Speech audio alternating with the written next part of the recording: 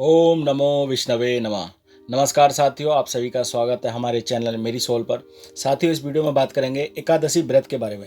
एकादशी के दिन क्या करें और क्या ना करें, क्यों नहीं खाते हैं चावल, क्या है धार्मिक मान्यता और कौन से मास में कौन सी एकादशी पड़ती है, अजा एकादशी व्रत कथा के बारे में, ऐसी बहुत सारी बातों के बारे में जानेंगे इस वीडियो में। चलिए वीडियो शुरू करते हैं। जानते हैं एकादशी व्रत। एक साल में लगभग 24 एकादशी होती हैं। हालांकि प्रत्येक तीसरे वर्ष अधिक मास होने से दो एकादशियां जुड़कर ये कुल 26 होती हैं। शास्त्रों में कहा गया है कि एकादशी का व्रत करके भगवान विष्णु की पूजा करने से घर में सुख समृद्धि आती है। एकादशी तिथि भगवान विष्णु को समर्पित होती है, इसलिए एकादशी को हरिवासर या हरि का दिन भी कहा जाता है। हर महीने कृष्ण और शुक्ल पक्ष में दो एकादशी पड़ती हैं और इस व्रत को करने से सभी पाप नष्ट हो जाते हैं।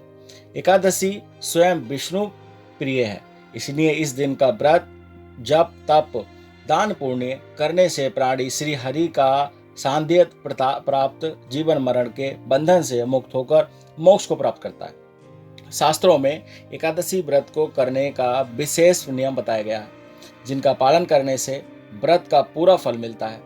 जो लोग किसी कारण से एकादशी व्रत नहीं कर पाते हैं, उन्हें श्री हरि एवं देवी लक्ष्मी की कृपा पाने के लिए एकादशी के दिन खान पान एवं व्यवहार में सात्विकता का पालन करना चाहिए। एकादशी के बारे में हमारे शास्त्रों में लिखा गया है कि ना विवेक समो बंधु बांध काद सव्या परम व्रता।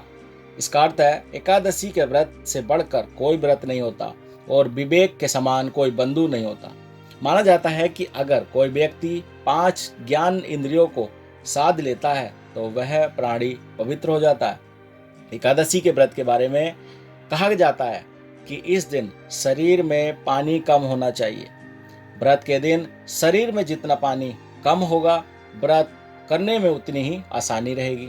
इसके बारे में एक कथा भी है, जिसके अनुसार भगवान व्यास ने भीम को निर्जला एकादशी के दिन व्रत करने का सुझाव दिया था।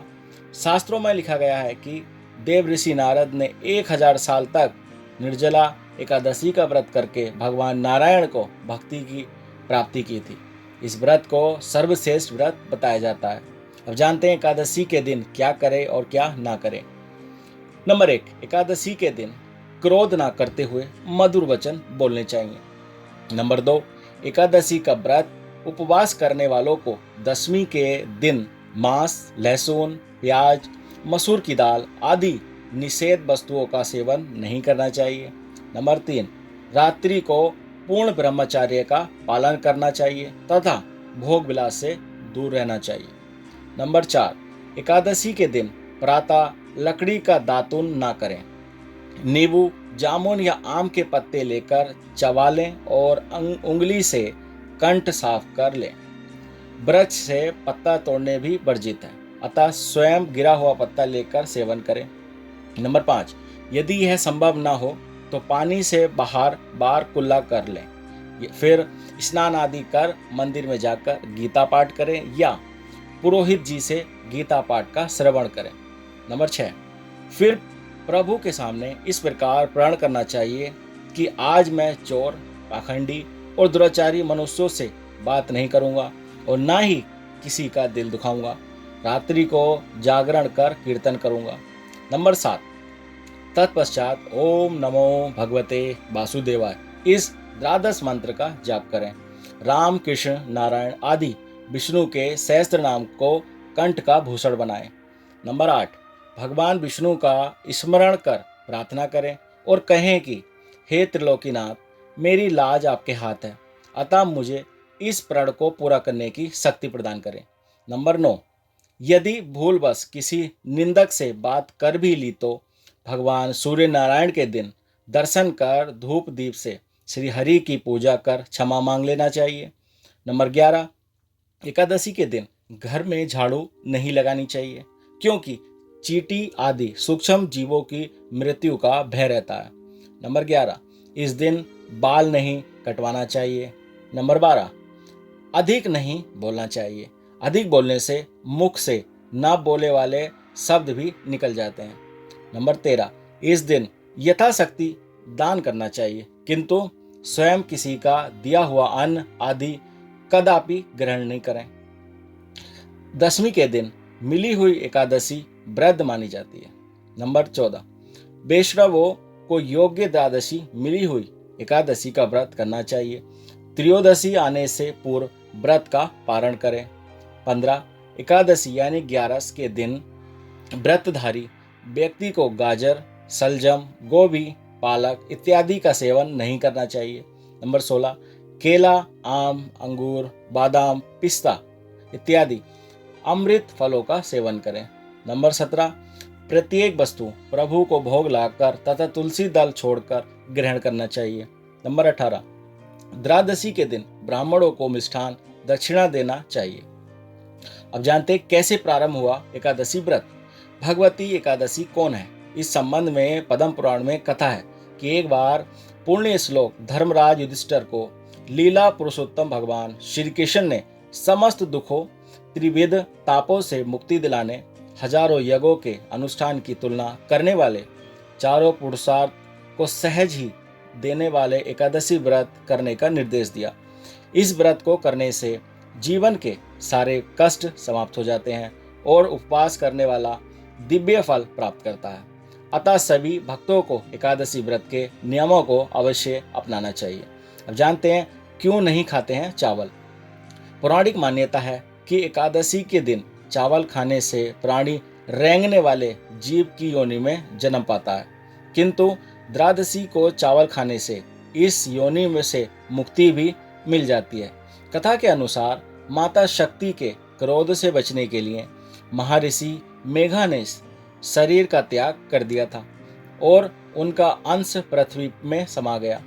चावल और जौ के रूप में महर्षि मेघा उत्पन्न हुए, इसलिए चावल और जौ को जीव माना जाता। जिस दिन महर्षि मेघा का अंश पृथ्वी में समाया उस दिन एकादशी तिथि थी। अतः इनको जीव रूप मानते हुए एकादशी को भोजन के रूप में ग्रहण करने से परहेज किया गया है, ताकि सात्विक रूप में विष्णु प्रिया एकादशी का व्रत संपन्न हो सके। अब जानते हैं क्या है धार्मिक मान्यता।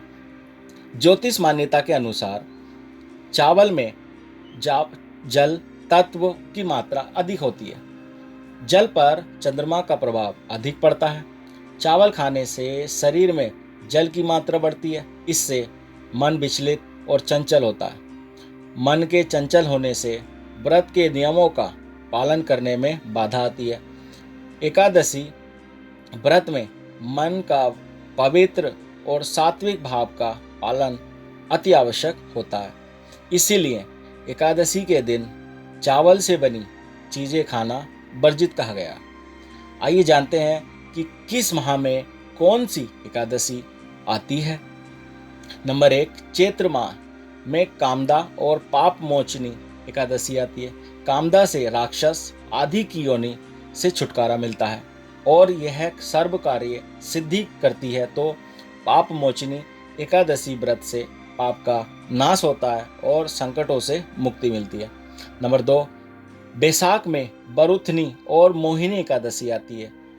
बरुथनी सौभाग्य देने, सब पापों को नष्ट करने तथा मोक्ष देने वाली है, तो मोहिनी एकादशी विवाह, सुख, समृद्धि और शांति प्रदान करती है, साथ ही मोह माया के बंधनों से मुक्त करती है। नंबर 3, ज्येष्ठ माह में अपरा और निर्जला एकादशी आती है। अपरा एकादशी व्रत से मनुष्य को अपार खुशियों की प्राप्ति होती है तथा समस्त पापों से मुक्ति मिलती है। और निर्जला का अर्थ निराहार और निर्जल रहकर व्रत करना है। इसके करने से हर प्रकार की मनोरथ सिद्धि होती है। नंबर 4, आषाढ़ माह में योगिनी और देवयशनी एकादशी आती है। योगिनी एकादशी से समस्त पाप दूर हो जाते हैं और व्यक्ति पारिवारिक सुख पाता है। देवशयनी एकादशी का व्रत करने से सिद्धि प्राप्त होती है। यह व्रत सभी उपद्रवों को शांत कर सुखी बनाता है।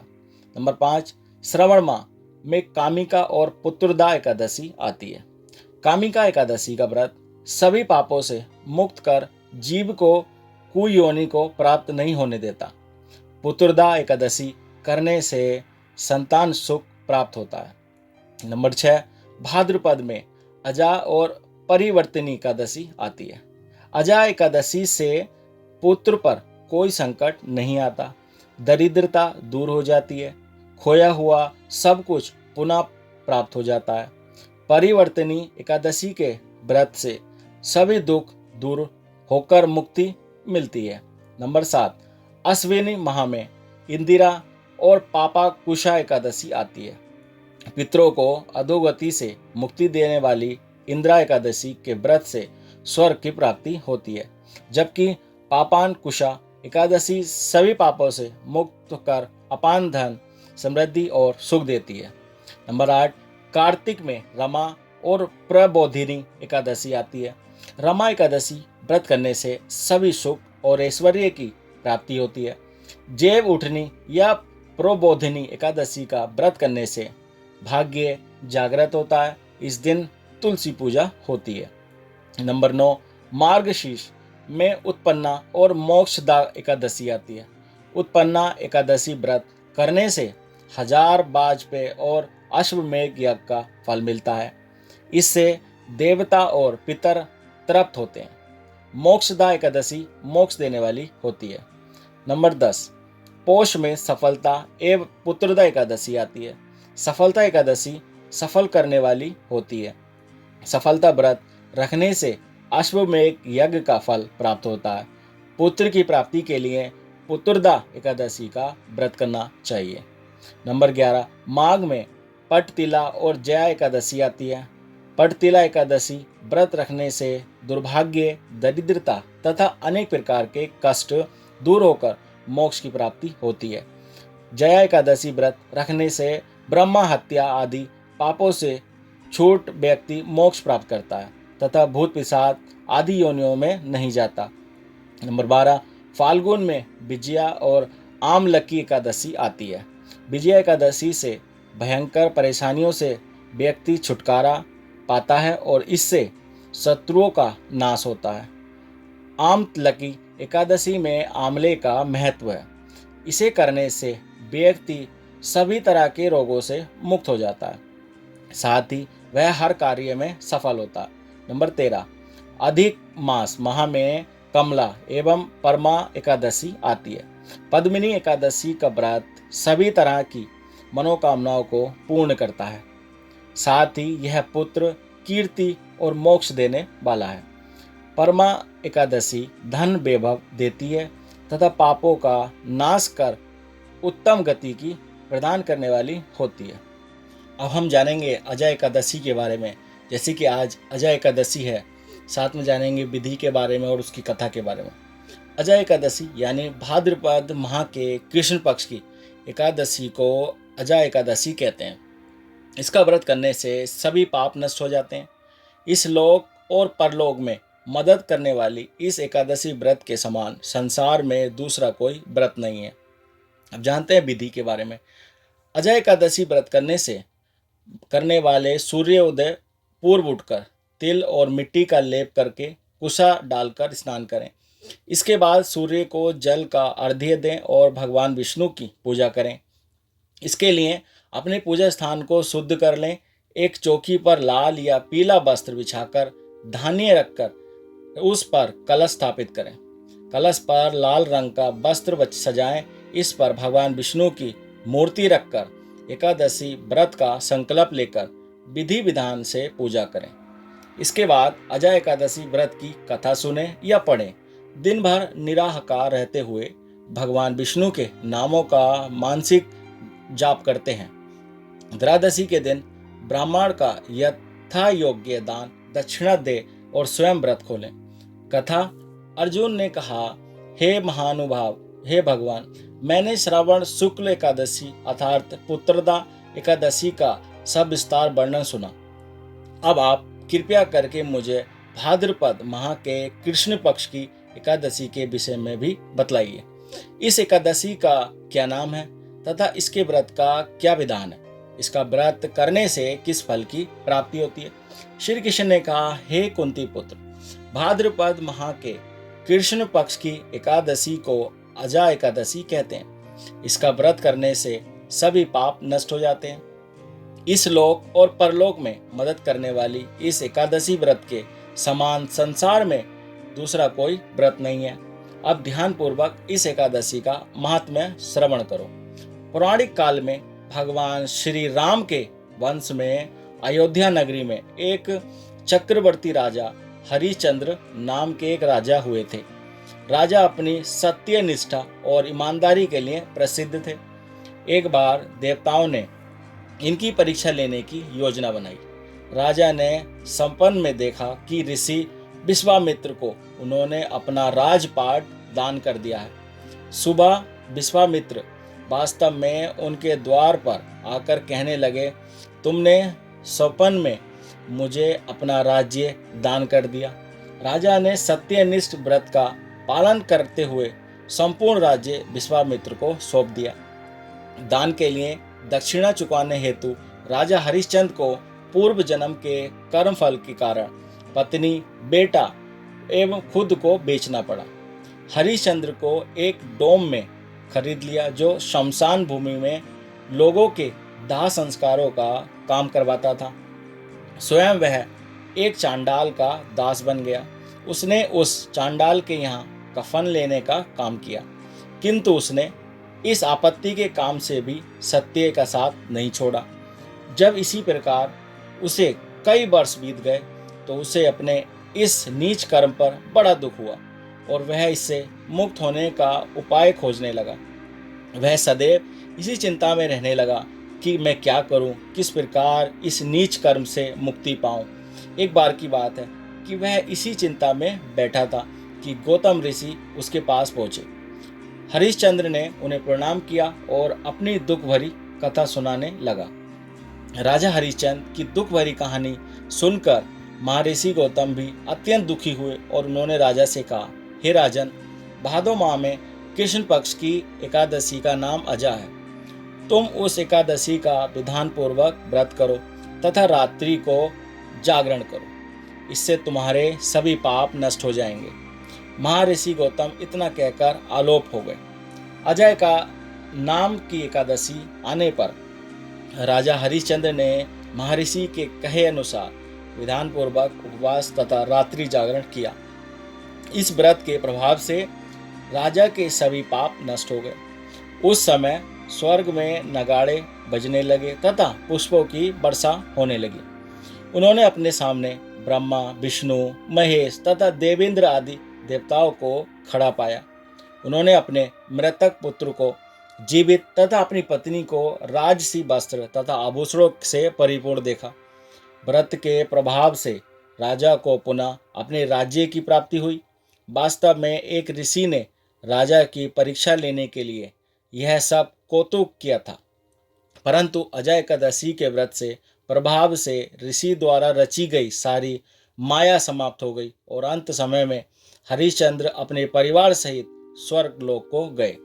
हे राजन, यह सब अजय एकादशी के व्रत का प्रभाव था। जो मनुष्य इस उपवास को विधान पूर्वक करते हैं तथा रात्रि जागरण करते हैं, उनके सभी पाप नष्ट हो जाते हैं और अंत में वे स्वर्ग को प्राप्त करते हैं। इस एकादशी व्रत की कथा के श्रवण मात्र से ही अश्वमेध यज्ञ के फल की प्राप्ति होती है। दोस्तों, इस वीडियो में हमने जाना एकादशी व्रत के बारे में, एकादशी व्रत की क्या मान्यता है और इसमें क्या करें क्या नहीं करें, बहुत सारी बातों के बारे में हमने जाना। दोस्तों, वीडियो पसंद आई हो तो लाइक करें और अगर आप चैनल पर नए हो तो चैनल को सब्सक्राइब कर लें ताकि हम जो भी कोई वीडियो डालें तो सबसे पहले आपके पास पहुँचे। चलिए मिलते हैं ऐसी और अनेक वीडियो के साथ। तब तक अपना ख्याल रखिए, सुरक्षित रहिए। जय श्री हरि विष्णु, जय शिव शंकर।